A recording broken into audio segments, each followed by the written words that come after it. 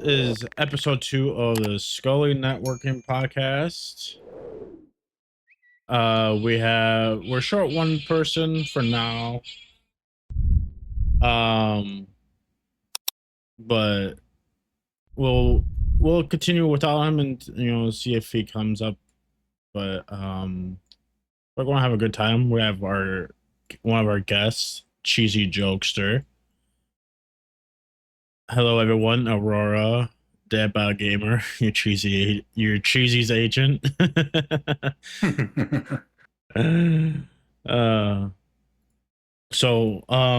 Let's plug the guests. So, head over to CheezyJokester's link tree.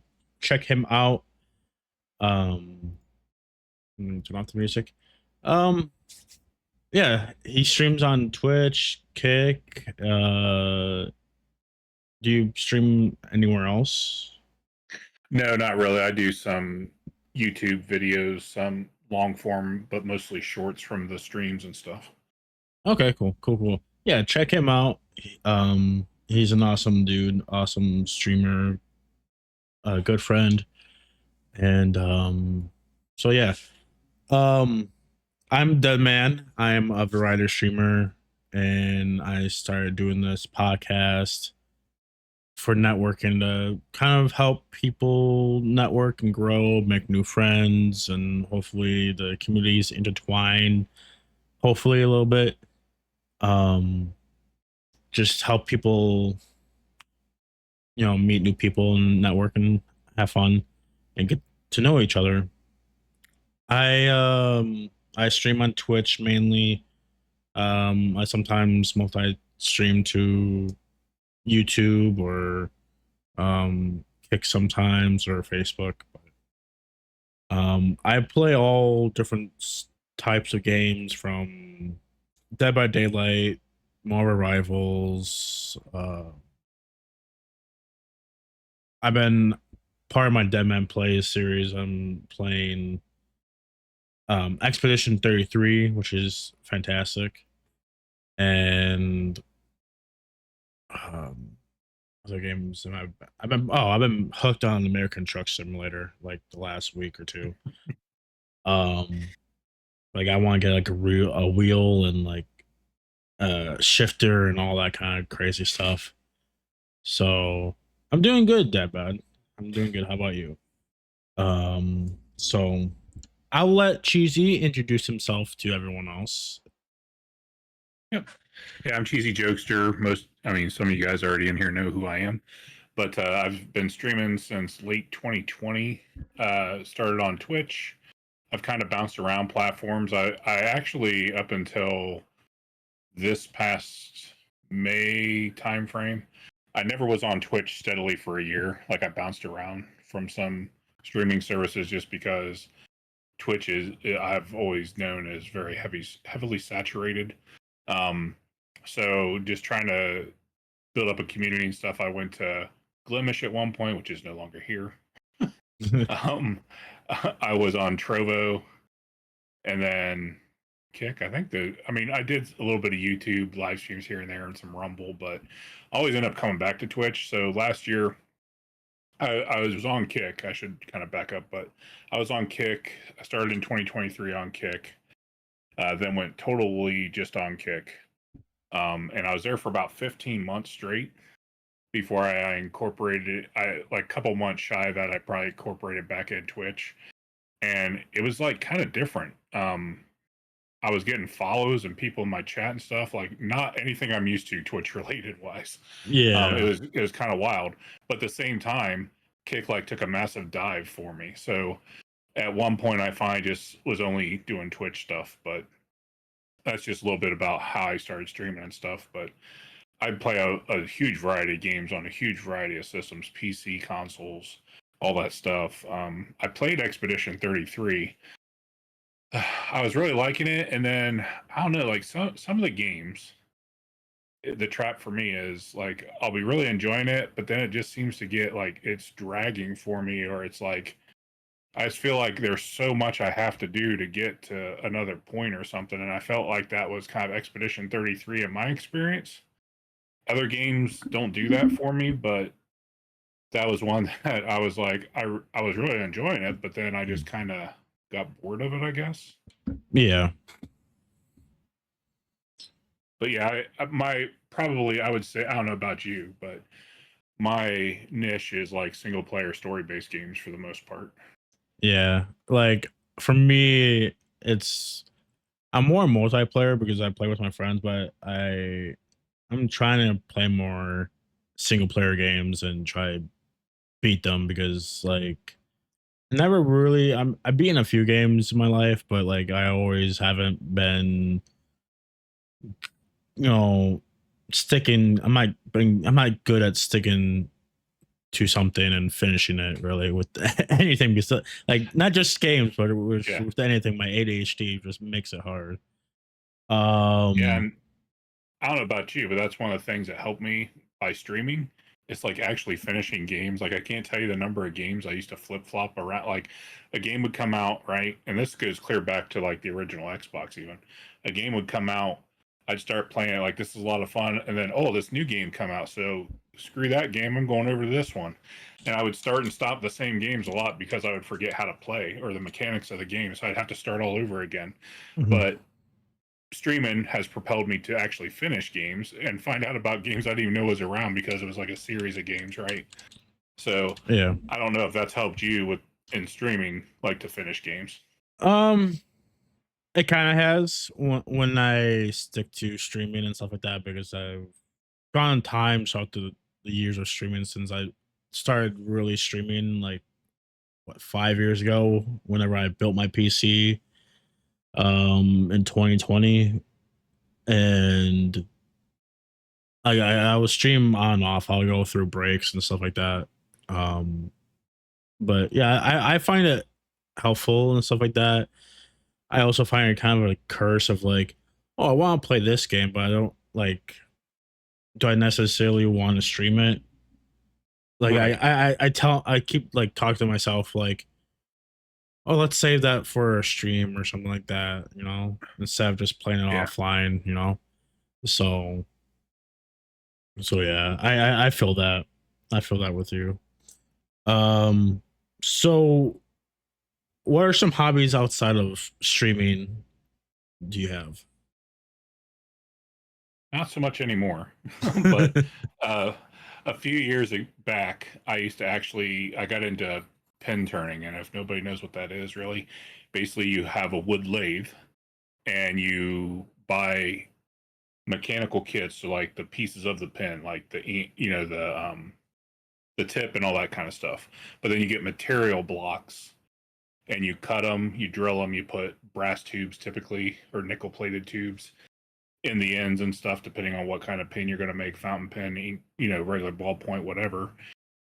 And you use a wood lathe that spins the material, and you have to actually shave off the material to a certain size. And then you take all that and put it together, and you make a pin. If you give me 1 second, I can show you an example. But I used to do that for years. Like I loved it. It was very mostly relaxing. Sometimes I get pissed because like if you had material just blow up on you and it can get expensive, you were like, oh my God. But so this is an example Oh, that's right here cool. of one I did with that has like a dragon embedded in it. Oh, that's cool. So this is like the kind of stuff I used to make. I love Um pens. yeah. If I see a nice looking pen, I'm going to take it. Yeah, actually I think you know this, but Dad Bod was visiting for a month, Yeah. middle May to like mid June. I gave him one of my pens. I think it was the one that had alligator jaw actually embedded in the resin because I'm I haven't turned a pen in years, so I wanted to send him home with something unique. Oh, that's awesome. So he's got that. But that was one of the big hobbies I used to do. Nowadays, I mean, where I'm sitting now is pretty much where I sit a lot. I mean, part of it has to do with my mobility and stuff. Like the recliner is okay, but when I'm tall, I'm like 6'2". So having joint problems and stuff, it's hard for me to get up from a very far seated down position. Whereas my secret lab chair keeps me up high. So I do a lot of stuff at the computer. So tech is like huge for me. Oh, Like yeah. I'm always working on stuff. I'm always trying to think what kind of cool stuff can I get. I messed with the mini PC next to me that I got just over I think it was last week, and got a retro emulation thing going on that, and was messing with games and stuff. It's not my first time doing it, but I wanted a dedicated machine for it. So it's like I would say my hobby is mainly like just tech in general when it comes like video games and computer related things. So other than that, I really don't do a whole heck of a lot these days. Oh, that's cool that you did the whole pen making stuff. And what stopped you? Was it just because of your mobility and stuff like that? Well, I know I did it for a few years. I'm trying to remember. At least a couple of years. I mean, I haven't got to the point because I did all these kinds of wood. Like I was learning all kinds of wood, like where I could, if I had a block of wood, I could tell you pretty much what it was. Probably have lost some of that now, but Yeah. it was just really cool to see some of the stuff. And I haven't got to the point to where I was going to the hobby store and buying what's called poly resin. It's a resin material that a lot of uh, people use in crafts and stuff. Yeah. But I had that with different colored powders. I'd mix it up, and I had a silicone mold for the blocks, and I would fill that up. So I was making my own material at one point too. But finally, because where we're living now, we lived here before, and we had a townhome in the basement. It was huge. So one half I had kind of like as my dedicated workshop where I had stuff for pin turning and everything. And then when we were moving um, to one of the places, I think it was our condo maybe, didn't really have room for that stuff. So I sold a lot of that stuff. So there's more so downsizing and everything, and just not being not doing it as much as I had been doing it. So basically, between that time and 2020, I would still play video games off and on. I'd hang out with friends. I was probably playing more like MMORPGs and that kind of thing, like long form games. Um, and then we would go places and stuff and travel, like just a few states away and stuff like that. But yeah, I mean, it was just one of those things where it was a necessity to downsize. We just weren't going to have room for this stuff. I mean, I had a huge dust collector, like a big cylinder thing, big bag on top. The base was a big blower to Yeah. suck all the material and stuff. So, I mean, and I like a standing bandsaw and stuff like that. So it just was like no room for it at the new place, which was fine. I do miss it from time to time, but at the same time, it's like it was so easy to go on a website and like order different kits and stuff, and then the material, and before you knew it, I'm like $100 to $200 of stuff I've bought. And Yeah. it's like, and for me, I would say my pin turning is kind of like my streaming. I wasn't really into it to make money, right? I did a lot of it. Like I did do some craft shows and stuff, but I would sell my stuff way cheaper than other people because I saw it more of a hobby, or I'd make them as gifts and stuff like that. So while some people did pay me to make some for them, it wasn't something where I was trying to make it a business for myself. So Yeah. That's awesome. Like, why? Why did you guys move from that one place to a smaller place? well, so like I said, we were living in a townhome, so stairs both Oh, into the basement and up to the upstairs. So it was challenging for me. It's gotcha. getting more challenging because of my arthritis, mainly because I have arthritis in my hips and my knees and my back. So it Gotcha. was making it a lot more challenging as I got older to do that stuff. And so while we did move to a condo that had 2 floors, our main sleeping area was upstairs, and it had its own uh, full bath up there. So I didn't have to go downstairs or anything during the night to go to the bathroom. And then everything else was on the bottom floor, the ground floor. So you had the living room, kitchen, the laundry room, a half bath around the corner in the garage, and then the room that we made the computer room for, where both of us worked from home when as needed and stuff, and that I started streaming from. So it was a really good place. It was just it wasn't conducive because it didn't have like a basement or a dedicated space. Like it had a garage, but it was like a 1 car garage, it wasn't like 2 car garage or anything like that. So Gotcha. but yeah, I mean, we've lived in quite a few places for sure, but things happen in life, and we've had to move a couple times since then and stuff to help my dad and stuff when my stepmom passed away unexpectedly in late 2022. Mhm. And now we're in an apartment, so we're just kind of we've already gone through one 15-month lease. We're already through a second. Started a second one in April, so we're just kind of trying to think ahead in a couple years. Probably, hopefully, if we move again, well, when we move again, Yeah. be the last time. And that's the nice thing with streaming, right? Like, take the pin turning stuff. Like, you got a lot of this huge equipment if you really get into something like that. And so you always got to think, like, am I going to have the space for that? Obviously, you need to have space for the streaming stuff too, but I'm Yeah. like, it's not the same, right? Like, you can normally make that work a little bit easier than like some huge things of power tools and stuff. If you're, Oh getting yeah. a smaller place or something, as long as the layout's decent, then you can normally fit the stuff in.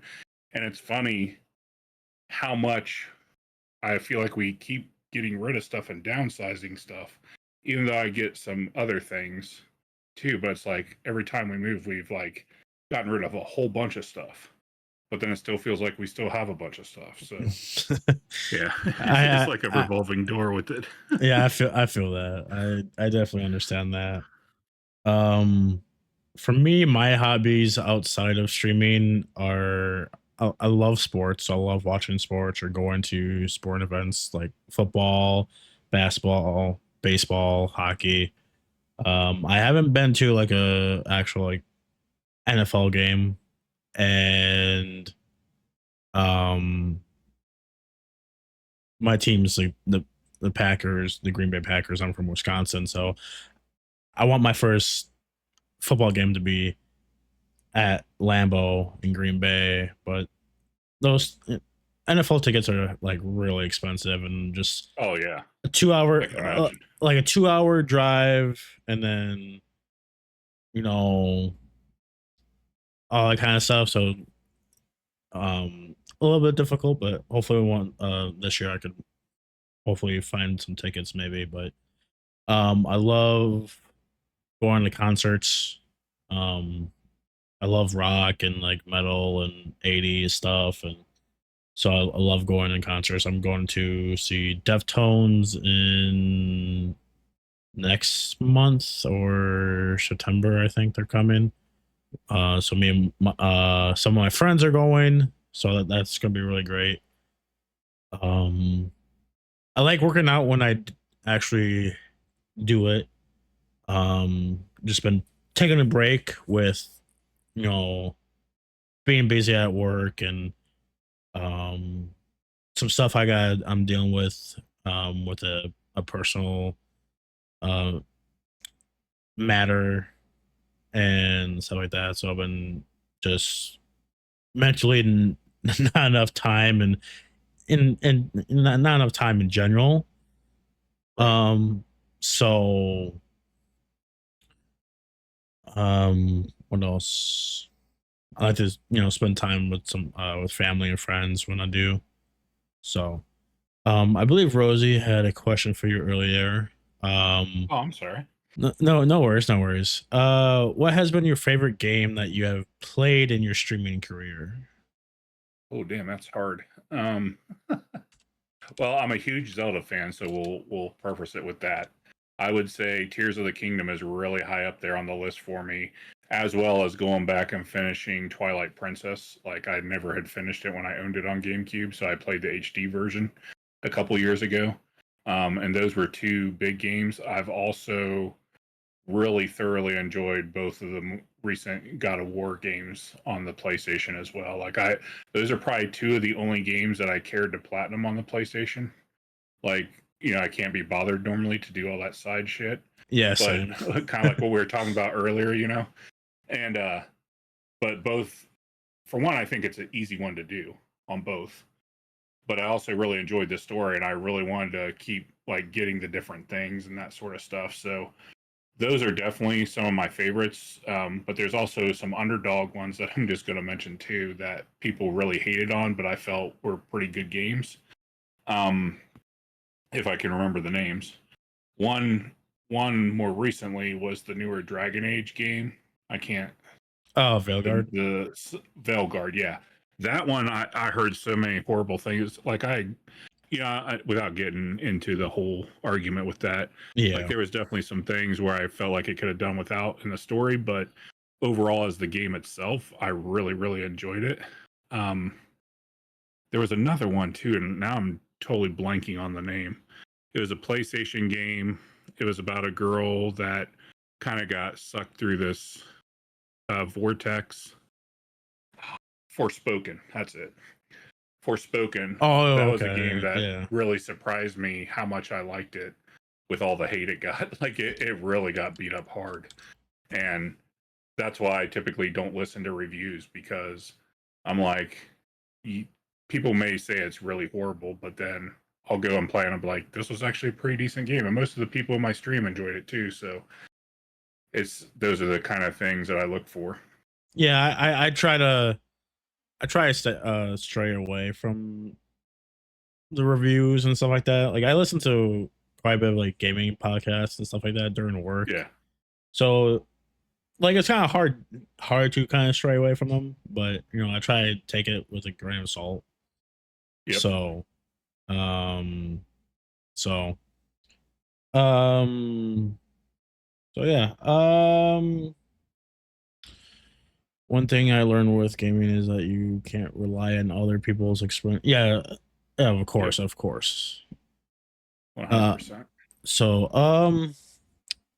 what are some tips you can give to other streamers, content creators, new and you know a veteran streamer, I guess if you want to call it that.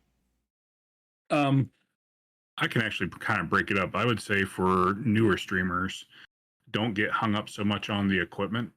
Like me, I'm really a bad example for this, but like I can't even tell you the number of things I've bought, changed out my gear, like sometimes within a couple months of each other. I mean, I've pretty much just got it over the last year to where I'm pretty happy with everything. But you don't need the most expensive mic, you don't need the most expensive camera. I actually was contacted by a company to review one of their USB microphones. It was like $40 or something like that, and it's pretty close to the Fifine line, if you guys know that brand on Amazon. Um, and so you don't need to spend a ton, especially now. I mean, nowadays it's like microphones and cameras are like pretty decent even for the cheap ones. Like it'll definitely be better than like a cheap headset. So I would say don't focus so much on the hardware, like worrying about, having the best or close to the best. Just get something that'll get you by to get going, really, is the biggest thing I could tell a new streamer. Um, for seasoned streamers, I mean, don't let yourself get discouraged or in your own head. And I know it's easier said than done sometimes about your metrics and stuff. Like, just don't even, I try not to even care, honestly. Like, I'm not this like super huge streamer that has like 50 people in my stream at a time and stuff like that. But at the same time, it's like I'm on here to have fun and play. And if you lose that, then that's when you streaming as a person can get kind of shaky, because you want to keep doing it as long as you're having fun. So don't get hung up too much on numbers and that sort of stuff. Because I can't tell you the number of times that I've seen different streamers that I know that I hang out with either start all their streams are basically them just complaining about everything, or they take to social media and complain, and it gets to the point to where I don't even want to go in their streams because I don't want to hear the woe is me stories. Exactly. So that would be my best advice for new and seasoned streamers, honestly. Yeah. I agree with 100%. Like, especially with the new streamers, like, yeah, get something good, get a camera if you want to be on cam. It does help for your kind of audience to kind of engage with you and connect with you if they see you. Yep. You can also do, those PNG tubers or VTubers if you want. You can even use your cell phone for a webcam. I use my iPhone sometimes when I'm doing PC build streams. Yeah. as a second camera, and there's free software. That was the other thing I was going to actually say too, that you're talking about. We're talking about, like, not having to spend a lot.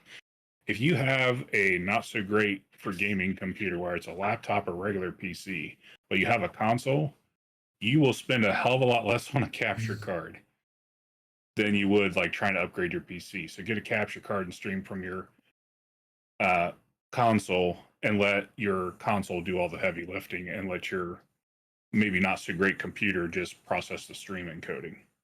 That's one easy tip for people too. Exactly. And just, take your time and don't not waste your money, but spend all your money right away and then Yeah, don't be eating ramen for a month because mm, you went out and decided you had to have some really awesome thing. yeah, like build up to it, and Right. then upgrade upgrade one thing at a time or whatever as you can if you can afford it. Um I would also say, yeah, like don't focus on the views and stuff like that. Don't focus on the numbers and just have fun.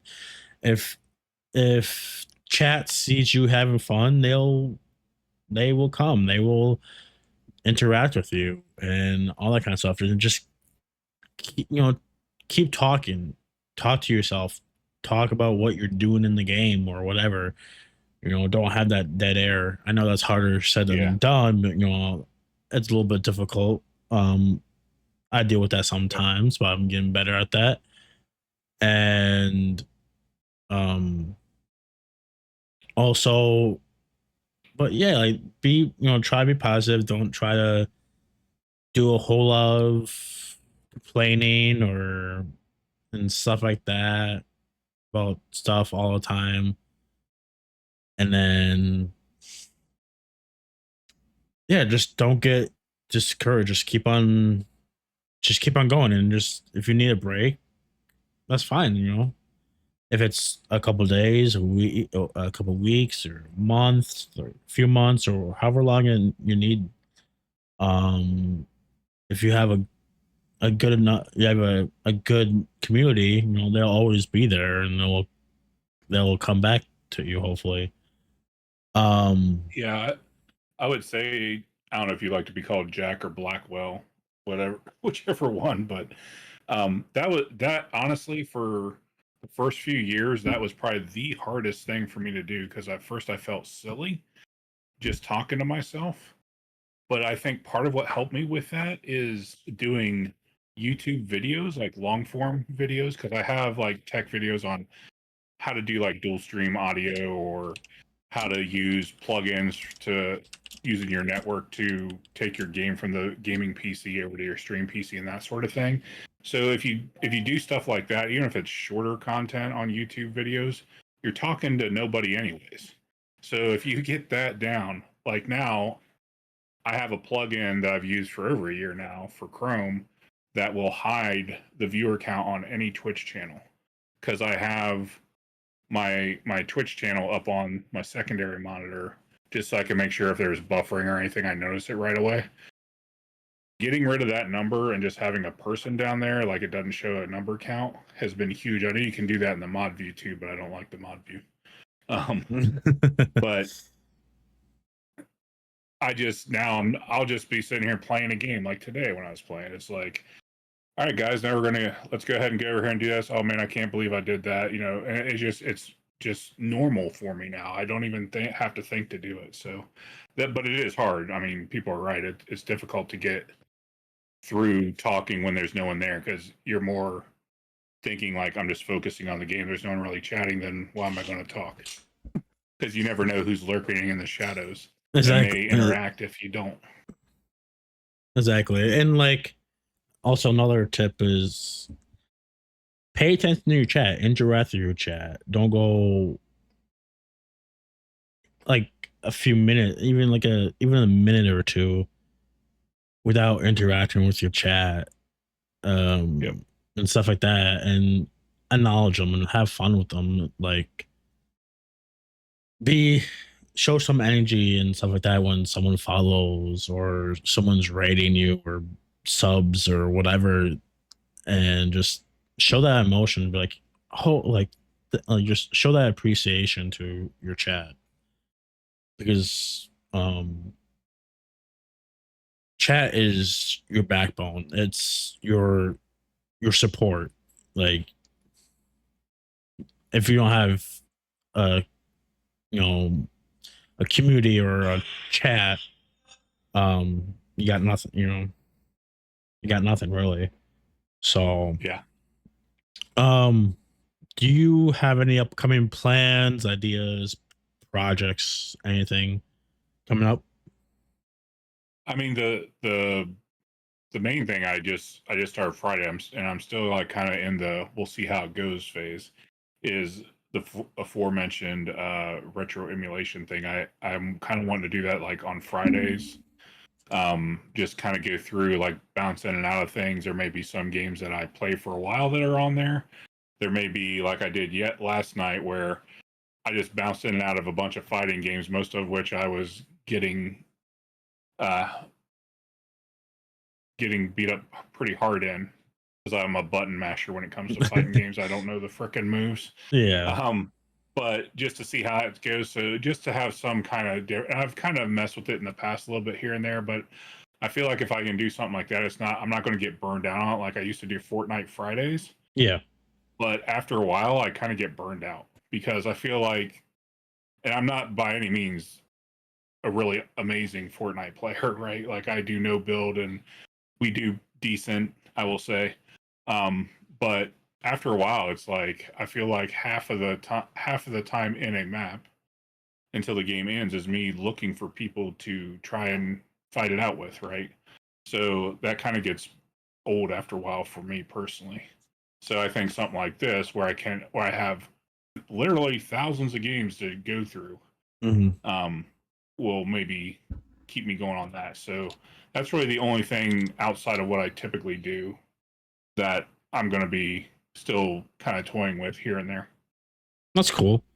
Um, I don't think I have any upcoming plans or ideas or projects. Really, just continue doing the podcast, streaming, um, continuing with my whole Dead Man Plays series, which is my Let's Play series pretty much. And I stream that, I live stream on Twitch for that, and then I take those streams, I trim them up a little bit, and edit them a little bit, and just upload them to YouTube in separate parts. So Cheesy always carried us on Fortnite Fridays. um what are some goals that you have, outside of stream, or even streaming, or any type of goals? um, yeah, sure. Well, streaming for sure. Um, I want, even if it's just a few people, like, and when I say a few, I mean I'm talking like 2 to 5, which I semi have already. People that show up all the time in the streams, no matter where I'm, happen to be streaming, Mhm. and just have that chat interaction, because it does. I mean, it is a lot more fun, obviously, when you're sitting there playing and you have some chat going on and stuff like that, just talking about random things about the game, whatever.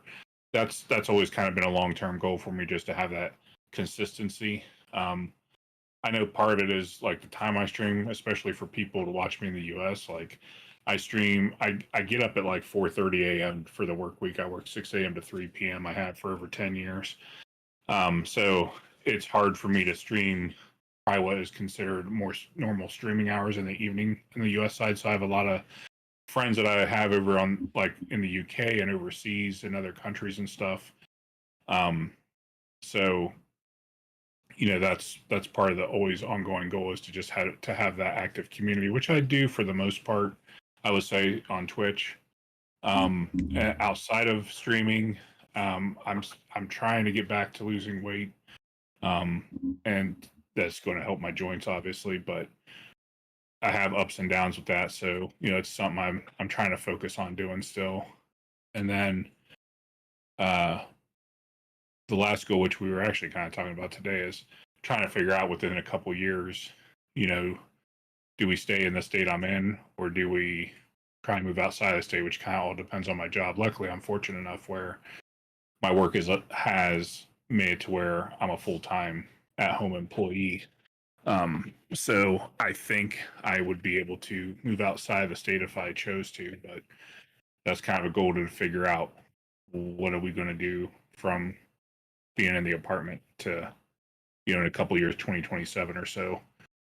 Where are we going to move? Are we going to move into another apartment? Or are we going to just buy our last place, hopefully, and all that kind of stuff? So, Yeah, hopefully. I mean, since they let you do full time working from home, I don't see why they would prevent you from moving out of the state unless it's like a local place.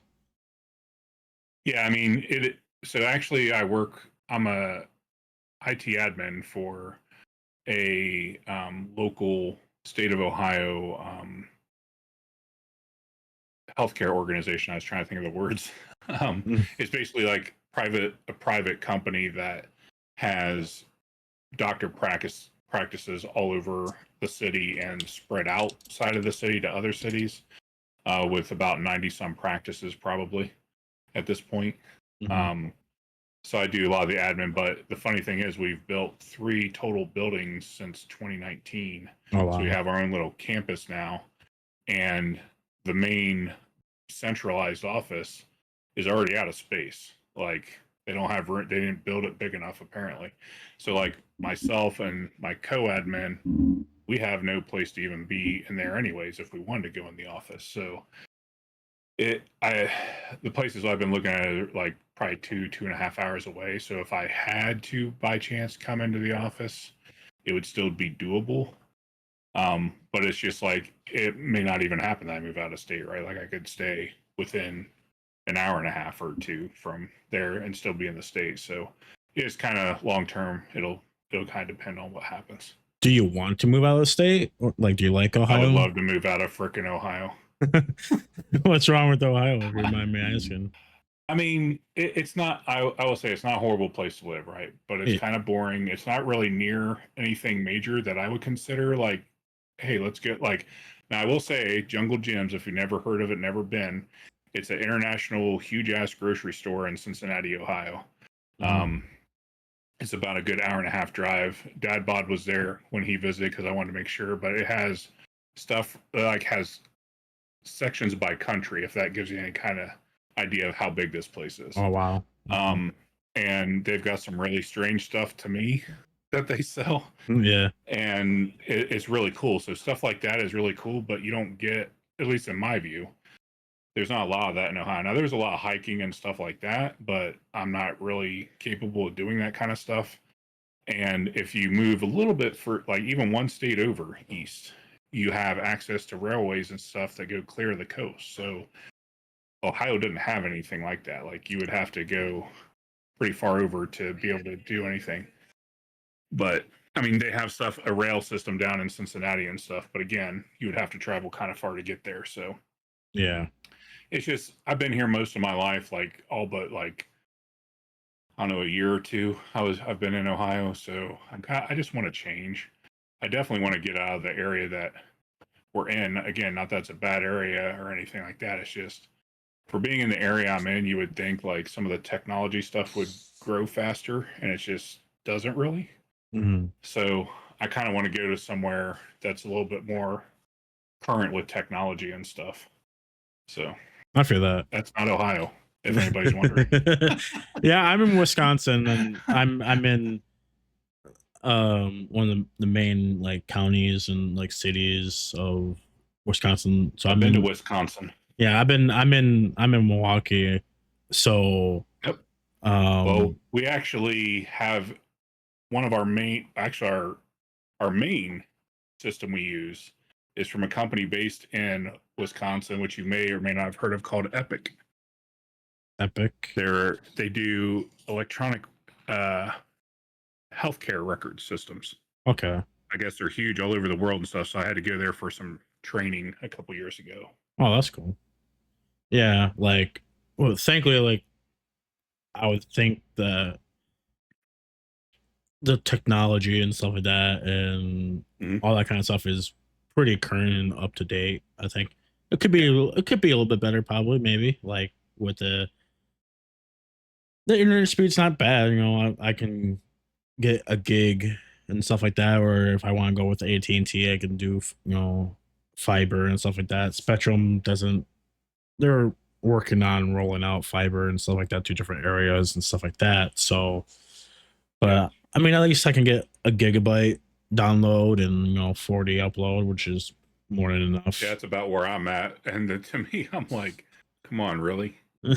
I mean, everywhere I look around, being in a main city, like you would think, like at some point I would land in a place that has like fiber access or something. Dude, I'm telling you, it's like, I think it's just a hoax. Like they say it's a couple streets over, but it's not really. They're just telling yeah, you that. yeah, exactly.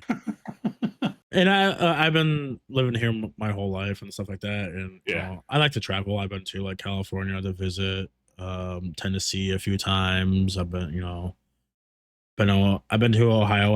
I have some friends down in they live in like Xenia. I don't know if you heard of Mm-hmm. yeah. Yep. I know where Xenia is. Yeah, so they live down there and been there a few times, and but I wouldn't mind down the road, know, trying to live out of state, maybe. I don't know, but I feel that Well, just like a change of it gets pretty scenery. damn cold in Wisconsin too.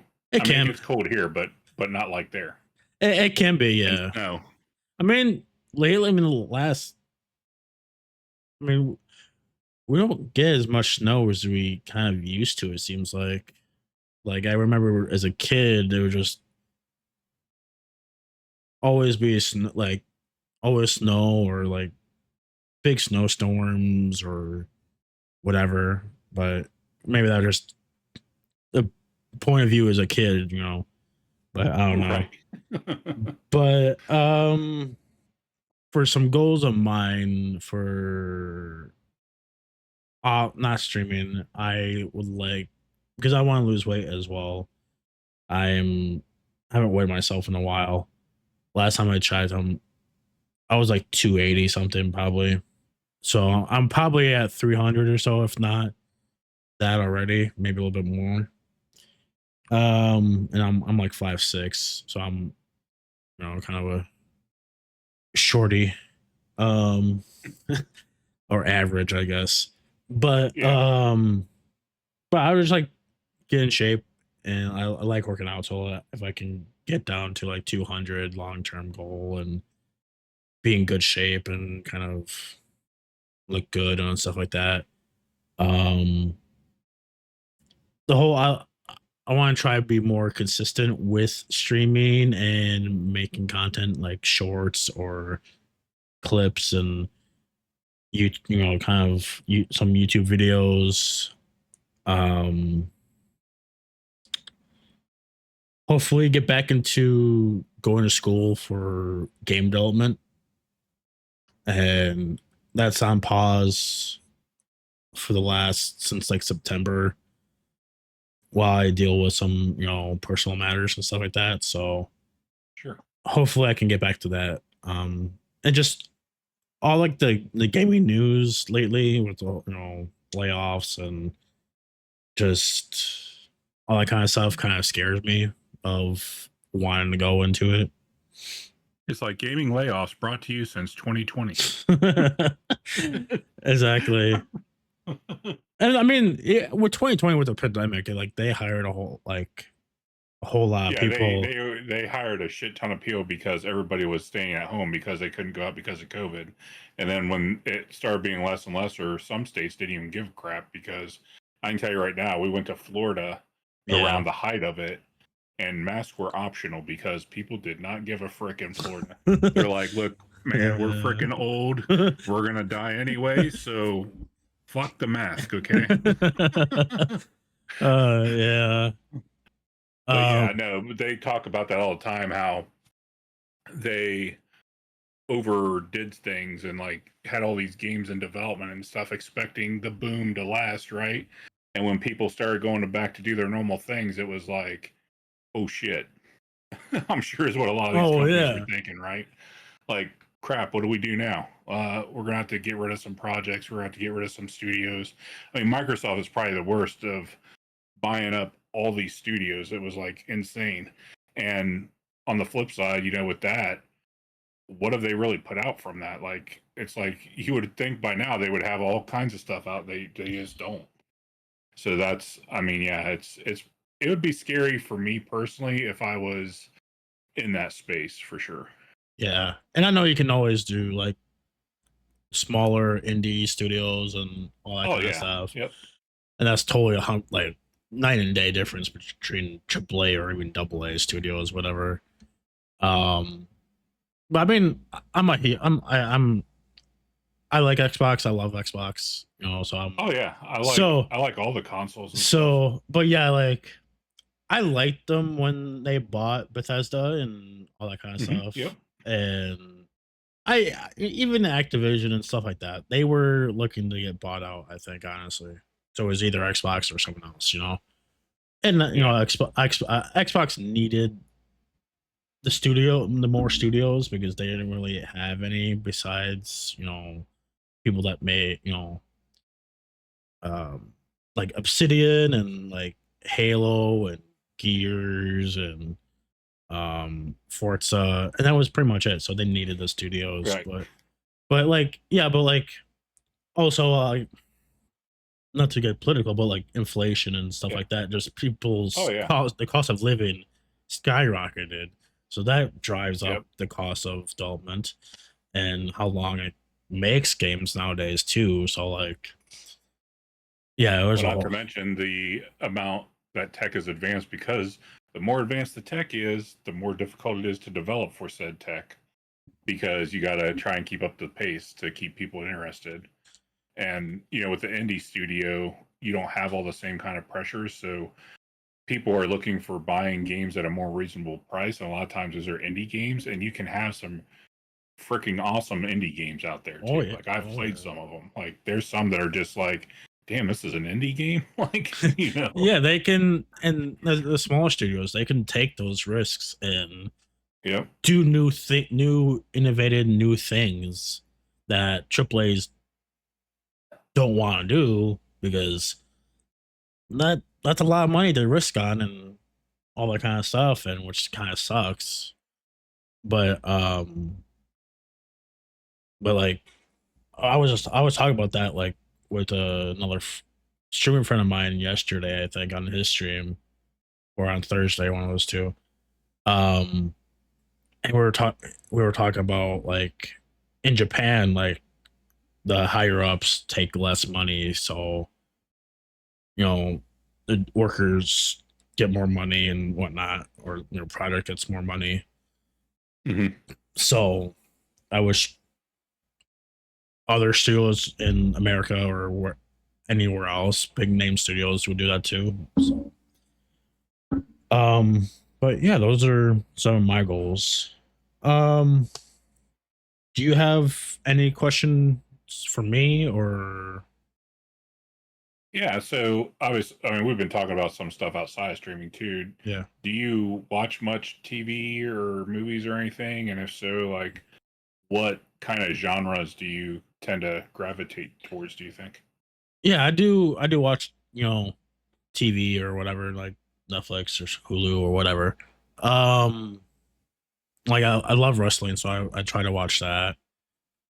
Yeah, K-pop Demon Hunters. Me and Foxy watched that a couple of weeks ago, and that was fantastic. I need that. Never even heard of that. Oh, it's on Netflix. It's really good. Like the music in it is fantastic. I like the story of it. Um, it's I would recommend it to anyone. Um, we just did like a movie night in my Discord last night. We watched it from like 2017, and then that was really fun. And we watched the Has Been Hotel, so that was really fun. Um, I watch some anime sometimes from time to time. Like I said, I like sports. I love wrestling. Um, I do like the drama series. So like, if anyone has seen like Switched at Birth or stuff like Glee or like drama type of stuff or rom-coms or action. Whatever seems appealing. I really don't have a whole really a genre really. What about you? Do you have Yeah, any? I mean, not that it's going to be shocking anybody since I'm a big tech person, but I do gravitate to a lot of sci-fi shows and movies. Um, but I do like one thing I forgot to mention when we were talking about traveling and stuff. I do like history, like quite a bit actually. Like when I was getting around, I've been to DC twice or three, 2 or 3 times. I forget now, 2 or 3. I think it's 3. But I've actually went in and seen went through Mark Twain's house in Connecticut, which was freaking cool as hell. Um, and different stuff like that. Whenever we've gone around places, like I'm always looking for something like that to go through and everything. So I like watching like a lot of the World War II films and shows, and stuff like that. Like if it's even World War One, Civil War, all that stuff, I eat it up. Um, just because I find it very interesting of all the different things that are in it. But like right now, um, I'm just about done watching The Expanse on Prime. I didn't think I'd finished it, and I don't think I did because it had 6 seasons. With the 6th season, being like how it was after 2020, where it's like 6 episodes is all you get in a season anymore instead of like 20. Yeah. Um, but like bits and pieces of it were familiar to me, but I was glad I decided to just start from the beginning again because I forgot a lot of stuff that happened. So I'm watching that. I also like to watch on HBO Max The Gilded Age, which is like in the late 1800s in New York City with like the real, ritzy class and stuff. Like they still have like the butlers and the footmen and stuff, just like they do in England. So I have a kind of a diverse thing out, but I like watching anything like that, historical based sci-fi stuff.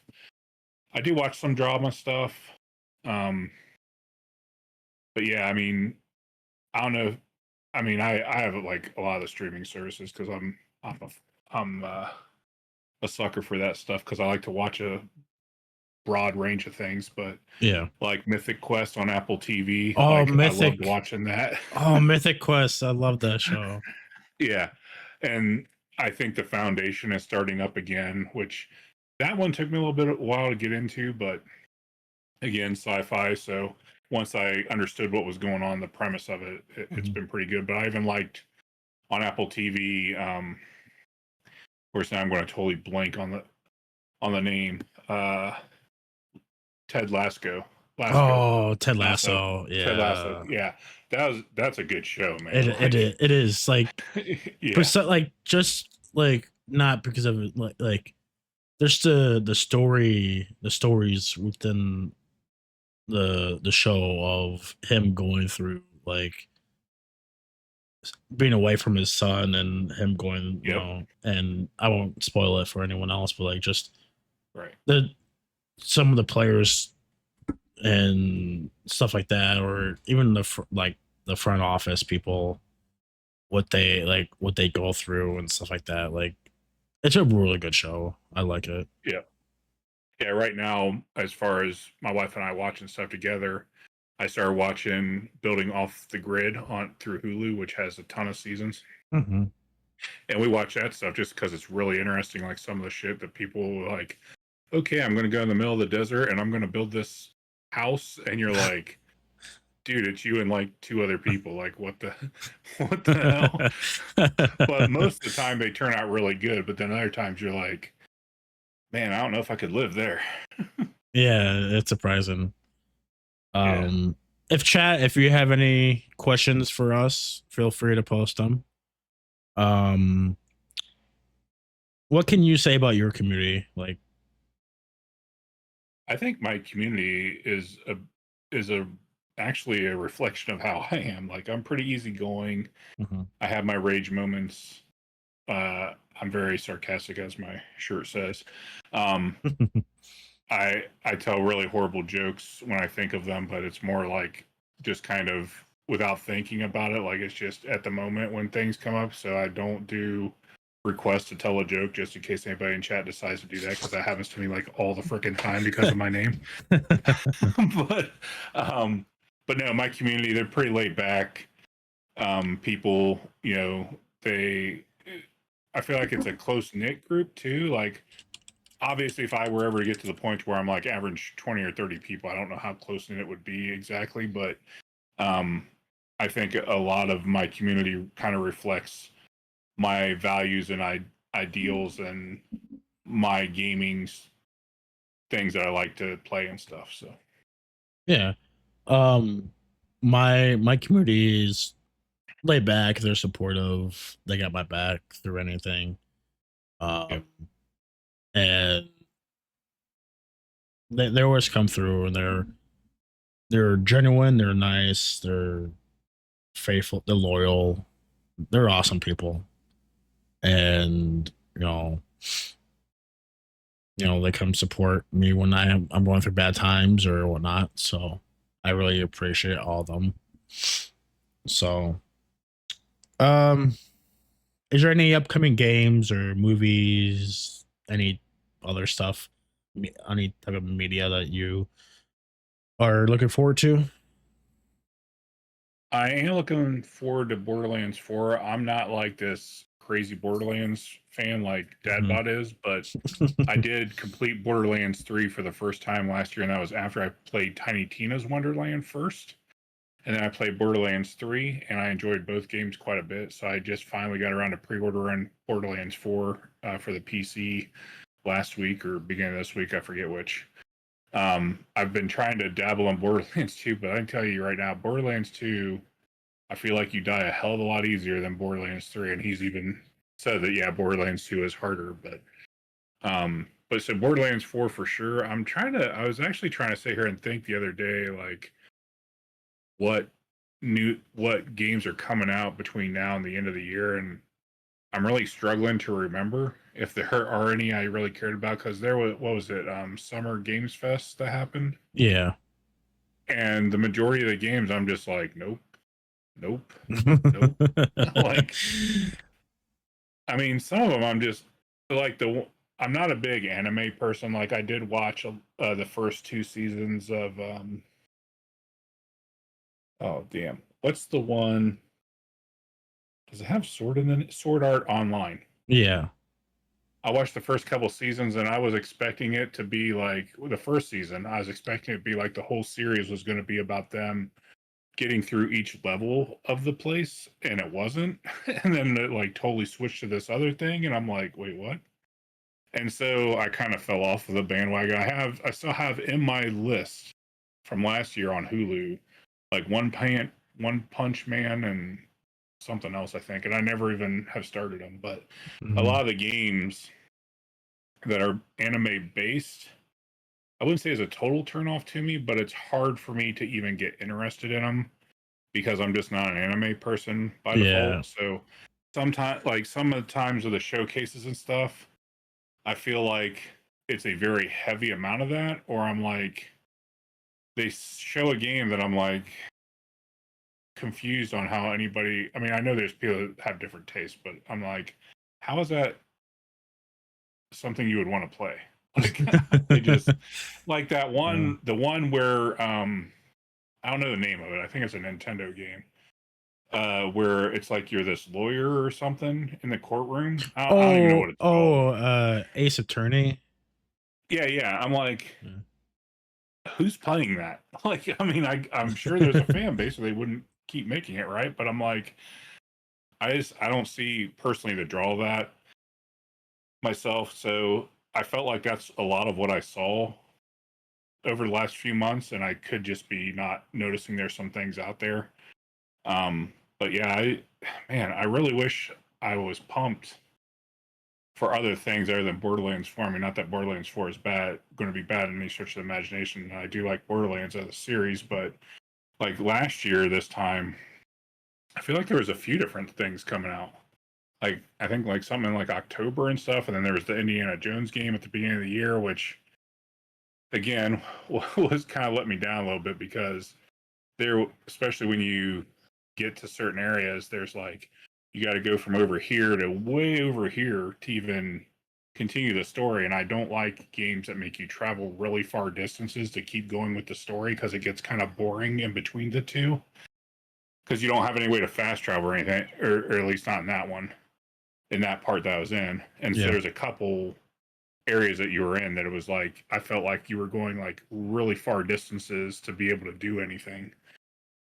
But yeah, I'm really trying to sit here and think. Like, there's a lot of games I need to go back and play. Like, I want to get playing for the third time, try and play and finish Stellar Blade, because that game is freaking really good looking, and the combat and it's can be challenging and stuff too. Cheesy likes to play games that set my anxiety off that too. um, What I'm trying to think of some games I was playing that's like that. Like, there's times, like even simple games, like platformers specifically, where I'm jumping, and sometimes I just can't. Like, I don't think I'm going to make it, so I try and kind of correct the jump, and then before I know it, I'm like jumping 5 to 6 times. I'm like, oh my god, why do I keep jumping? Like, I'm gonna make myself die because I can't stop freaking jumping, Yeah. and stuff like that. But yeah, I mean, I'm playing Donkey Kong Bonanza right now. I was looking super hyped to that game. And I think because with as colorful and everything as it was, I was kind of comparing it in my mind to Astrobot a little bit. I think that's the game that um I was thinking of that came. Didn't that come out last year? I feel like it. Yeah, it did, because that's Yeah. what won that game. I love that freaking game, man. I like, even though that final level to get the trophy, I did platinum that one, but the final level, the gold level for that, so freaking hard. And I went back and played it and played it and played. Like, I probably played that level like 100 times before I finally beat it. But Donkey Kong Bonanza kind of kind of put me in that kind of frame of mind with how colorful and stuff it was. And it's not a bad game. Someone asked me a day in my chat, well, I say it's a 10 out of 10 game. For me, no, it's 8 out of 10. Because there's still elements of it to where I feel like you really have to go out of your way to find some things. And some people like that. I don't always like that. Like, sometimes it's fun, some of it, and it just depends on the map you're on in the game for me. So, but outside of that game, like, I can't really think of it. I mean, there's what was it, like Wukong something or other that came out last year? Yeah, I think so. Yeah, Wukong. I Yeah, I played the demo and decided to buy it, so I still have yet to play it. So I have a lot of games in my backlog, like most people. Yeah. And I keep buying more, so I have more still. But Yeah. it's like one of them things. I'll get to it eventually. Especially when there's sales.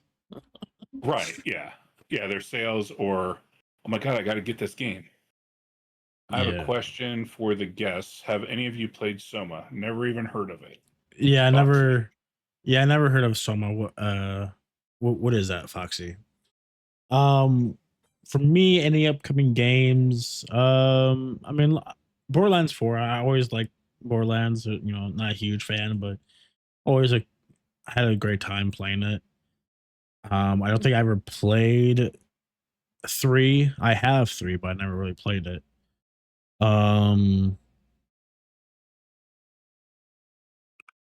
I don't know what else is coming out this year.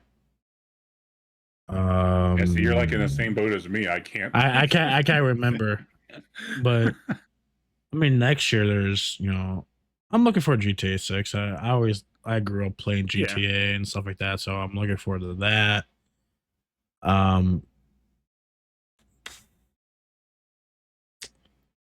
yeah, nothing like that.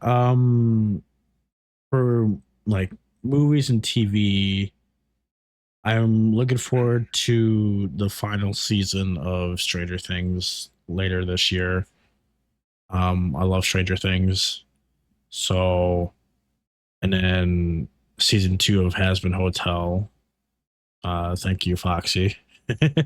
Her and her friend got me into Has Been. Um,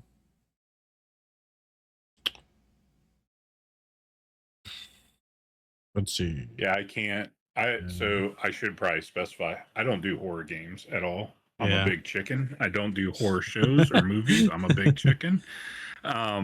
It's never been a thing, especially the one thing that really gets me, and I can't believe I haven't played Resident Evil Village and played it all the way through because of this. Dolls coming to life. Nope. Like, I can't. Even those ceramic dolls that people have that look like they're freaking staring at you constantly, like, I can't even, those can't be in the room. No Yeah. way.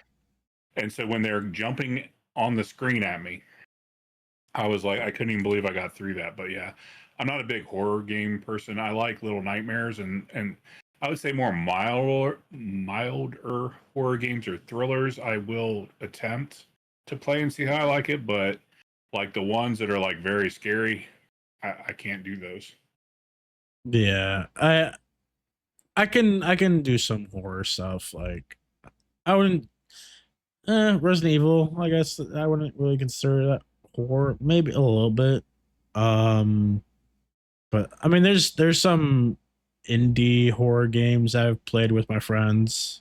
We had some good times playing those, just getting spooked and just what else? But yeah, maybe I heard of Soma before. I'm not sure, but like I don't want if I want to question my own humanity. Uh, but Yeah, and if you want to test your friendship, um, if you haven't already, play Split Fiction together or It Takes Two or both, because I that's what I Dadbot and I did while he was here. I want to play. I want to play those for sure.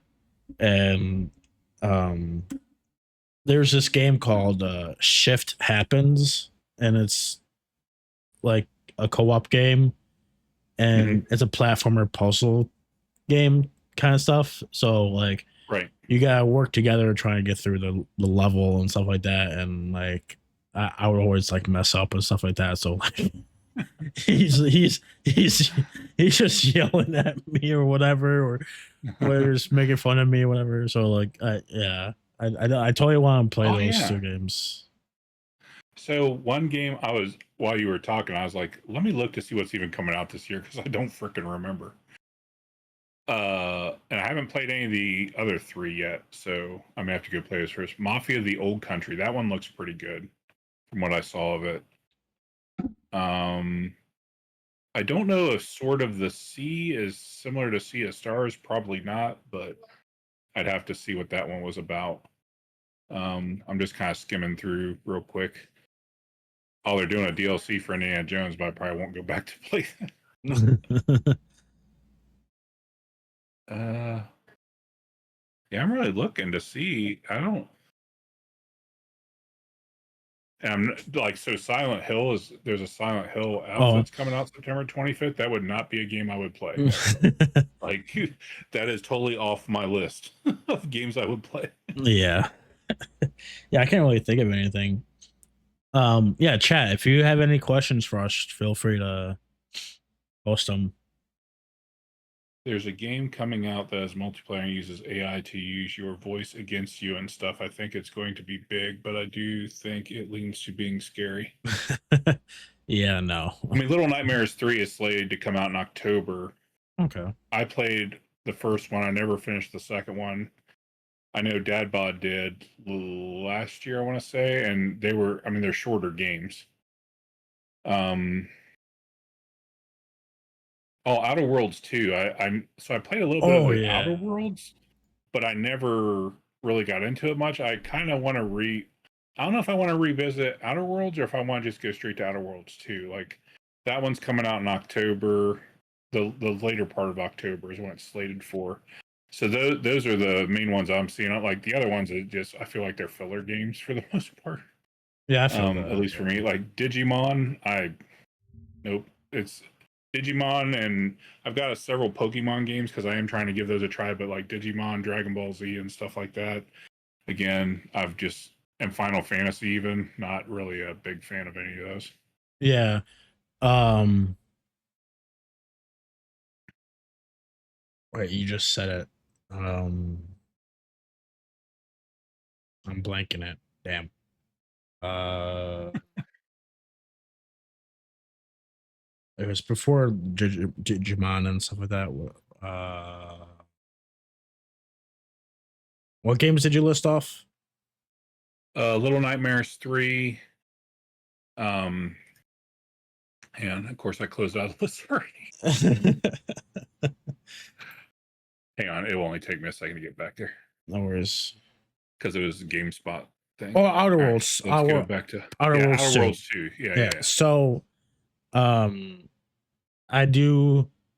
I've played a tiny bit of Outer Worlds 1, so I would like to go back and play that, and I would like to look forward to 2. That looked really like fun, and it was just their deep dive into it with Ben Schwartz was just hilarious. But I don't think it's like connected with the first one at all. Maybe I'm not sure. Yeah, I'm kind of wondering that too. Like, I'll probably at least try and go back and play the Outer Worlds a little bit, Yeah, just to make sure. Because like sometimes you think like, oh yeah, I'm really pumped. Like, I'll play the second one when it comes out, but then you're like, okay, maybe I didn't really like this game to begin with. So I think it's safer bet for me to go back and play it. yeah, I must have had it on Game Pass or something because I was just quickly looking on Epic, which on the Epic Game Store, if you don't already have it, it's $10. So I'm just saying. yeah. I think And there's the our Spacer's Choice Edition, whatever that is 20. So yeah, I think Outer Worlds Outer Worlds is on Game Pass, I think. So so Cotton Candies has a question. What aspect for you personally is the hardest part of streaming, and how do you manage it? I mean, oh, that's what I was going. I totally forgot we were talking about something earlier, and I was going to mention it. So this kind of goes into that. Yeah. For me, it was always knowing when people chatted because, like, I I have a dual monitor setup, Yeah. so I have my game here and always on this screen, and I have my monitor for the stream up over here. But since I multi-stream to 2 places most of the time, I also have the Elgato prompter. One of the best purchases I decided to make because I wasn't sure if I was going to like it or not. This is not my camera that's there, but the camera sits right behind it. So when I read chat, I am like directly staring at Peel because the chat is on the screen, which is the camera is right behind. So it's like I cannot look at chat. But even with that being said, I don't always notice it, like even on my peripheral if I'm really into a game. So I've luckily been able to find different chatting software and even bots, if I'm not multi-streaming, that have you can put little tones in there Yeah.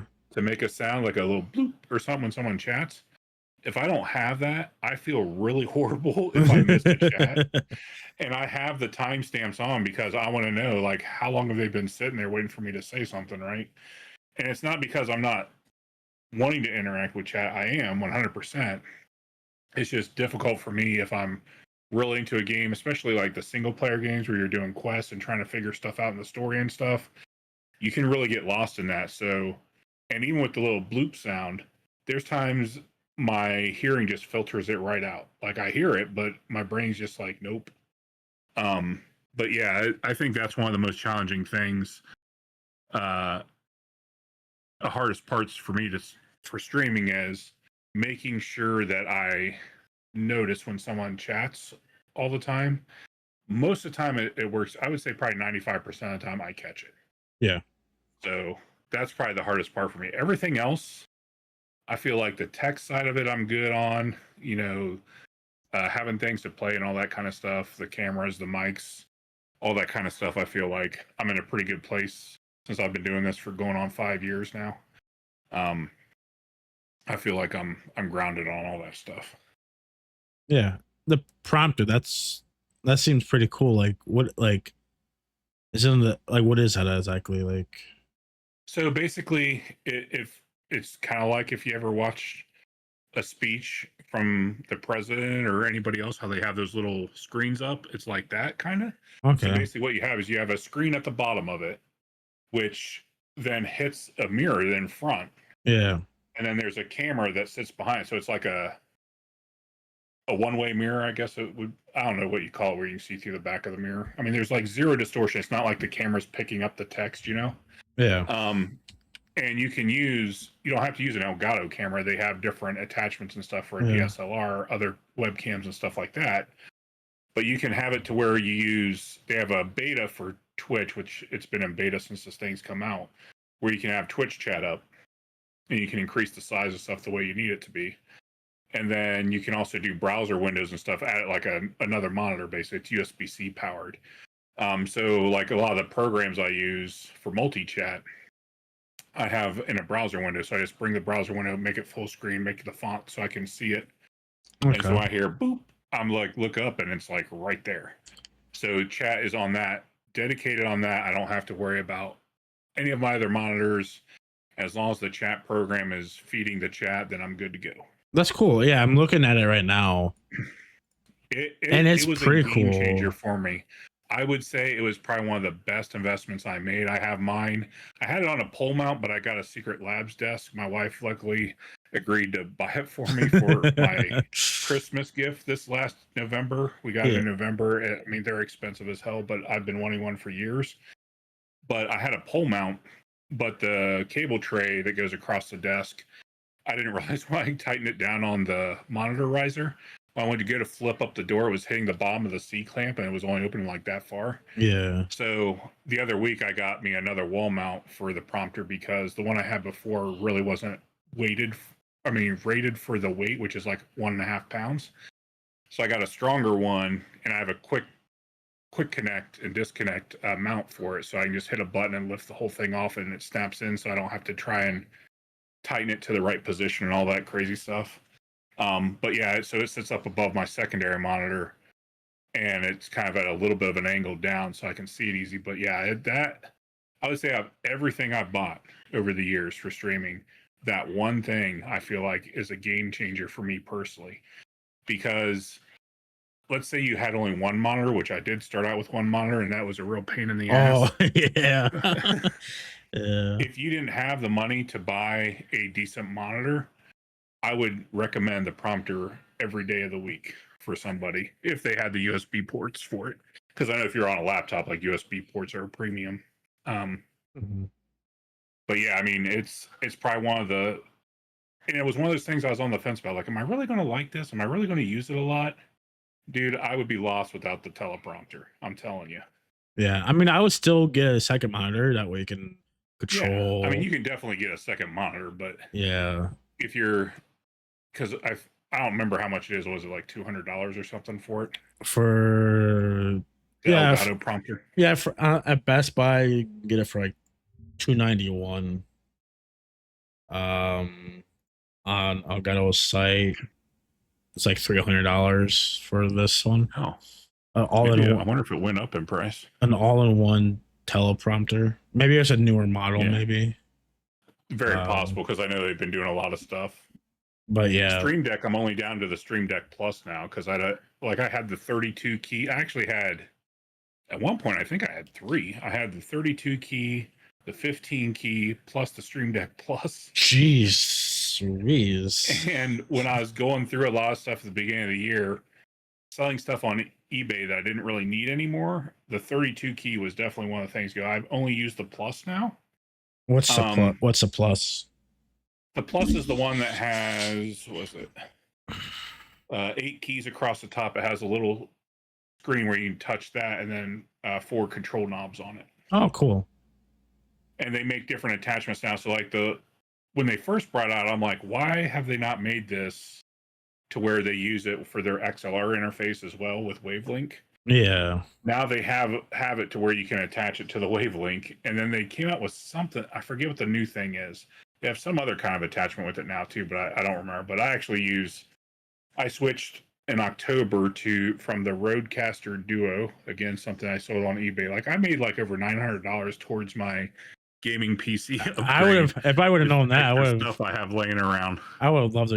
If I would have known that before, I would have loved to try to get one of your Stream Decks that you were selling, because I have the 6 key one, and like I definitely want a bigger one for. Oh, so now one thing they are doing, I don't know what, I'm sure it's way cheaper. Elgato announced just the other week that they're having the virtual Stream Deck now. So Yeah. it's on your screen. It's like a Stream Deck that floats on your screen. Yeah. So you can use it that way. But yeah, like, you know, I'm down to just the one. That's what I was saying. In October, I switched over to the Beacon Mix Create with their new Beacon Studio. That's what kept me from trying to go to Beacon from Go XLR. Is I have the Shure SM7DB right here. Yeah, I just got their you have the one that can do MV. either or, right? It's an MV, the MV6, so it's just a US. Oh, okay. Yeah. Yeah, you can do XLR or USB on that one, I think. If I don't remember right. There's just only a USB port, honestly. Okay, I think there's two different versions of it then. Yeah. This was their like kind of base one, I guess. Gotcha. It was like $130 or whatever. So like I had a blue snowball for the longest time. And So like I like the snowball, but like it like picked up every fucking thing. Yeah. And mine, the one I had, there was no built-in mute. Like you could not mute the snowball itself. Yeah, exactly. Yeah. And I just, if I want to mute myself, I just tap the mic, and I just like the look of like the tube, like the cylinder shape of the mic. Yeah. But yeah, like, I definitely want to get like a bigger Stream Deck, so I can not like only be limited to a certain amount of keys, then go to the next page or a whole bunch of folders and just cramped into a small space. But like, what's the knobs do for the Plus? So the knobs, you can, like, right now, the only thing I have the knob set to is I have two of the key lights, the regular ones, up here, and then I have one of the key light minis that I got on Amazon, like a refurbished one for like, I feel like it's $40 or something cheap. Like it's wireless, like you can charge it, but I have it plugged in all the time, and it's you can magnetically mount it. So I have it sitting on the front of my network switch because it's metal, so it shines from the side. But I can adjust the brightness with the knob for all, like I have them all linked together, so I can adjust them all at once. You can do other things, like when I had the Wavelink XLR interface, which was to power a XLR microphone like the Shure SM7B or DB, or some of the, like the MV7 one that comes with the XLR connector and some other ones out there. It was mainly for that. And then you would use their software for your audio mixer. So you could use the knobs on that to adjust different volume levels for the Wavelink software. Yeah. I also used to use it to adjust the volume for my capture card volume in OBS. So there's a lot of different things you can do with the knobs, and they're push too. You can push activate things. Yeah. Yeah. But now, I mean, legit, all I have it for is my lights. That's the only thing I use that for. Now my 8 keys rather, they're all my scenes that I have, my record button, and the camera for the chair back there for when the dog or cat is in there, or if my wife and I are playing Fortnite on a stream together, I have the camera on there that I have mounted up on the wall that points over there. So that's why I used to have like all kinds of like little video clips or things I could just press real quick, but it got to the point to where I just wasn't even using it anymore. So yeah, I feel that. Like I just got rid of it. But yeah, I mean, the Beacon stuff I've been a fan of for a while. I just couldn't make the jump because I had an XLR mic and their interface only worked with the USB stuff. Oh, right. And I didn't want to, I felt like if I went to USB, I was kind of going backwards, especially when I paid for the original Shure SM7B $400. So, yeah, you know, I wasn't willing to go backwards and get a USB mic, which the Elgato Wavelink 3, a freaking phenomenal microphone for being a USB mic. Because I don't think the Shure that you have was out then when I got that, but I like I said, I've changed my setup so many times, and my wife is probably like, Jesus Christ, you spin like we're rich when we're not. But I can honestly say I'm really happy with my mainstream setup that I've had. I really haven't changed much of anything in almost a year now, which is just unheard of for me. Yeah. So, do you notice a big difference from a USB mic to XLR mic? Oh yeah, definitely. XLR mics are more like direct sound Yeah. into the mic. I mean, some of the USB ones, like the one you have, is really good. Like I would never know it was a USB mic. I mean, I do know because I know the model of it, but Yeah. if you didn't tell somebody, they wouldn't know because it has a good studio quality. There's a couple USB mics like that. Yeah, there's a few of them. Yeah. But XLR is kind of more like what you're going to see in a studio setting or like a professional podcast. You don't have to get something as expensive as a Shure microphone that's XLR. Like they have $200 XLR microphones that still work really well for what they are. They're just more customizable, and you can do more stuff. Yeah, you with can it. do a lot more because typically with an XLR, you're going to have some type of audio interface, right? So then you can fine tune them for you specifically, whether it's the noise gate, the bass, and all that kind of stuff. I don't do a lot. Like I try and just set it and don't touch it after that. Yeah. But it works most of the time, mostly well for me. But yeah, I mean, again, kind of going back to what we were talking about earlier, like the USB mic I reviewed, like I said, it looks like a 5-fine microphone. It's like it's kind of like a square box, but long, Yeah. And like it was definitely cheap. You could tap on the side and tell it was 100% plastic, right? Yeah. A very hollow plastic, but for what it was and the cost, I'm like, if you had this as a microphone for your stream, like it would be like really good. Like it sounded so good. But yeah, it's just one of the things, and it's like I will say probably the second biggest thing that I love for streams like anymore is wireless buds. Like I hate I don't hate the headsets, but after a while they get kind of bulky. Like they're there. At least I do. Yeah. And I feel like I always have a hard time. I mean, I've got these things right here is like kind of my backup pair. Yeah. The Logitechs, but these I found not too long ago. These are Razer brands, not affiliated or anything. After my $200 Sony ones kept dropping one of I think it was the left ear, Yeah. like constantly, they sent me a brand new set. It was still doing it. Wow. I actually gave those to Dad. Bought them like, here, just take these home with you and see if they work for you. These cost me under $50 on Amazon. Ooh. And they don't even go in your ear. They just fire speakers into your ear. So they go around the side here, around your earlobe. Yeah. And they fire directly in. And it didn't say how long they would last because that was the problem with AirPods and stuff. 3.5 hours tops I could get out of them. These I've gone just over 7 hours on a stream for until they died.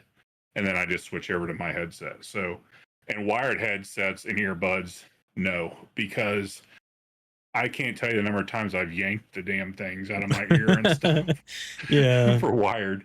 So I love wireless. But yeah, these things, like, I don't even hardly notice I have them on, even with glasses. Like because I wear glasses too, and I have these like little rubber stoppers at the end, so my glasses don't fall off. Right. And after a while, my ears have not gets I guess gets sore, I guess, from those. Right. Yeah, because you got the pressure from the headset pushing in on you. No, I mean even with not the headset, I'm talking about everyday use. Oh, gotcha. Yeah. Do those earbuds have that effect at all? At least with you?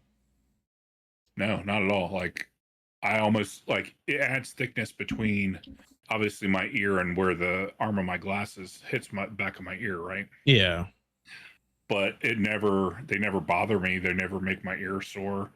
Like I said, I barely even noticed. Sorry, there's like we have these little gnat flies that are driving me freaking nuts that keep flying in my face. No worries. But yeah, I mean they're super comfortable and I think I even had a coupon, like the Amazon coupons, and I didn't know anything about it because it didn't say how long they were supposed to last. And I asked a question on there, like how long do these last? And the person's like, oh yeah, you should be able to get about 5 to 6 hours out of them. I'm like, yeah, we'll see. And to my amazement, it's been a few months now, and they've totally been great. Yeah. So, and it was a brand I never even heard of. So, Yeah. I'm always worried. I'm always eerie, whatever, I guess, about stuff from Amazon. Because, sometimes you get some cheap stuff and it's just crap, yeah. But Yeah, I guess these were like supposedly all over, people on TikTok and stuff were talking about these. And I'm like, I don't really do TikTok a lot, so I'm just like, yeah, okay, that's news to me. That's great, but yeah, I mean, this is like one of those things where cheaper was better for me, which has shocked the hell out of me. Yeah. What brand wireless do you like? Ask from Con Candies. Like wireless, what? Like what? Earbuds? Yeah. What are you talking about? Candies? What kind of what stuff wireless? Oh, we'll answer this last questions and then we're gonna head out. Headphones. Right out. Yeah, no worries. No worries. Yeah, headphones. Oh yeah, you're good. Yeah, the Razer brand, so it's ERAZER, really good for earbuds. Headphones, I think because of the comfortability for me of actually wearing them, because I feel like sometimes a lot of the headphones I try, like, not that I have ginormous ears, but I feel like they don't fit in there very well, and it almost feels like my ears are getting smashed. Yeah. Are the Logitech ones. Like these are probably one of the more expensive brands of Logitechs I had because they have the dock where I can just set them in there. But the Logitech G series ones I've always liked. They've always done really well for me. Yeah, I like Logitech for anything really. Like they're a pretty good brand. Mm-hmm. So I have like a rock cat swarm, whatever. They use Turtle Beach like hardware or software or whatever, I guess, but Gotcha. they're not too bad. I think they were like 50-60 bucks.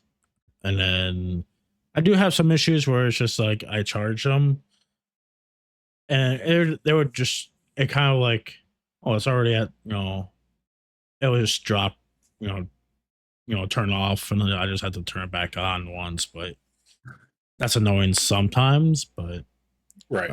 But yeah, that's what I use. So we're gonna call it ends there. I appreciate Chak for coming out, and I appreciate Cheesy for coming by. We did have one guest planned, but he didn't make it, unfortunately. Hopefully he can make it on to the next one. We made we made lemonade out of lemons, I guess, or I don't know what you want to say, how you want to say it, but yeah. Check out CheezyJokester. Check out his, and thanks too for having me on. I love doing this kind of stuff. It's always a lot of fun, and I enjoy talking to you. And thanks to everybody in chat from both my community and Dead Man's for hanging out and asking us stuff and just kind of listening to what we had to say. Yeah, I appreciate it. I love, this is the second episode of doing this, and I love doing it so far, and it's my way to help other people hopefully grow and network and make new friends and intertwine communities and all that kind of stuff, and just my way of helping out with people. So we're gonna rate out, so please stick around. We're gonna rate out to a really good friend of mine, RMK Buried Alive. He's playing Peak with someone, and Peak is a really good a good fun co-op game, and you just climb and to each different level, and then it's funny with like the voice chat in there, and like if you fall, it's like your voice gets quieter as you like if you're falling like the distance and stuff like that. It's hilarious. So let's show him some love. Um,